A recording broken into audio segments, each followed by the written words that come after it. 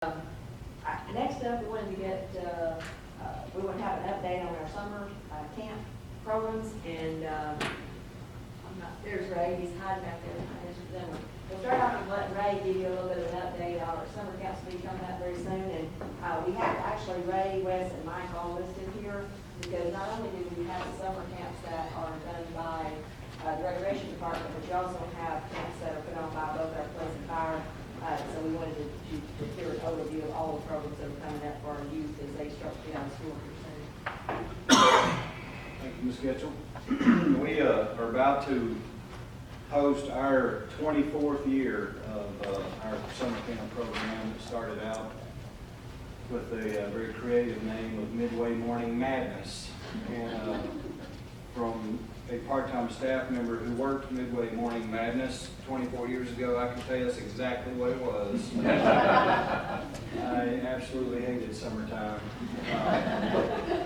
But it is a much more structured camp environment now, I'm pleased to announce. So we actually have at the Euless Family Life Center 2 different camps that we host there, and then we host a 3rd camp at the Dr. Pepper Star Center. Last year was our first year to host at the Dr. Pepper Star Center, and kind of a new partnership and programming that we tried with them. It was very successful, and so we are going to continue that as long as they will allow us to. But our summer adventure camp is one of the camps we host at the Family Life Center. We have between 75 and 80 campers a week. It lasts 11 weeks. It's $85 a week. All of our camps are theme-based camps. We try to, each week, sometimes depending on what's going on, for instance, if one of our local teams were in the playoffs, or even had a chance to be in the playoffs, we might theme it somewhere along those lines and try to coordinate the field trip and the week's activities along those lines. We have like Western-themed weeks where we will take them to, for instance, like the Fort Worth stockyards and do something, some activity at the Family Life Center based around that theme. So we try to make it fun, try to make it different every week so that the kids don't do the same things. But one constant that they love is the last thing there where they get to swim at the water park over at Midway. They absolutely love that. So this particular camp is for our 6 to 8 year old group. And we have 7 camp leaders that work with that group. The Teen Life Camp is a camp that, although it's in probably its 7th or 8th year, is still fairly new to our camp programs. We started this because it was that 12 to 15 age group that we really wanted to reach. We wanted it to be something different for that age group, something that would be exciting, and that's a hard age group to program for.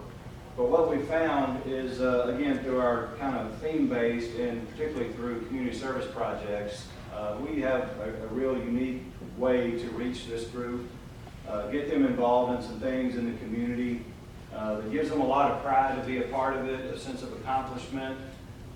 If you've ever been to our park maintenance building, we have some square foot gardens that actually this group constructed for us a few years ago. And we grow lots of plants and vegetables and whatnot in those square foot gardens, and every summer we have this group come back, the new kids and then the returners that come back and help us with that program at the Parks Maintenance Building. But you know, they've done certain things like paint all the trail marker signs at the villages of Bear Creek. Shoot, maybe, you know, by the time it finishes the rain around here, we might be able to get them out there to help us fix all the ruts at the villages of Bear Creek. So we will absolutely have them participate in some kind of community service project. And it's been a very successful camp, as they all are, but this one in particular. Ronnie really takes a lot of pride in this because again, that is such a difficult age group to program for, and we're very proud of how we're able to reach that group and the things that they accomplish while they're there. And then, as I mentioned, the Superstars Camp, this is the one that takes place at Dr. Pepper Star Center.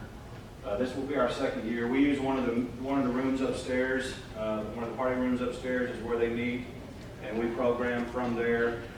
They really like it there because they get use of the parks at Texas Star, where they can do a lot of things out there that the camp at Midway might not be able to do. use some of the fields to do some different activities. They get to skate at the Dr. Pepper Star Center, and they also get to swim at the Family Life Center. This is our 6 to 11 year age group. We have 7 camp leaders for that group as well. And I think, other than our registration, we have a lottery system that we register our campers with. Parents submit their registration forms to our rec center during these times. If you're a returning camper during those days, new campers and open and non-residents, and they go into a computer database that then randomly picks, so that it's fair for everybody, their opportunity to participate in our camp. So I was just doing the numbers. I mean, obviously a lot of these are repeat campers from week to week, but in total through the summer we will reach 1,650 campers in our program. So we're extremely proud of it. It's a very successful camp. Riley and his staff do a fantastic job with this, and you know, a lot of the counselors, we're very lucky to have a lot of repeat counselors come back, kids who have been in the camp and now they're of age where they want to come and work and be the mentor to the kids like they had while they were going through our camp program. Many of them are college students. Many of them want to be teachers or get into the teaching profession. So it really kind of goes great with what we're trying to do, and have those types of counselors come in and mentor these young folks. So have any questions, I'll be happy to answer. Grant, so last year was the first year we used the lottery, I think. Yes, ma'am. And you were able to pretty much accommodate everyone, weren't you? We pretty much, yes, ma'am. You know, there were a few who had more than one child that they wanted in the camp on various weeks, and we tried to accommodate as best we could, even if the lottery was not able to select them. We allowed those people to go first on the waiting list, so that both kids from the household will try to get into the camp. Makes Yes, sense. ma'am. Thank you.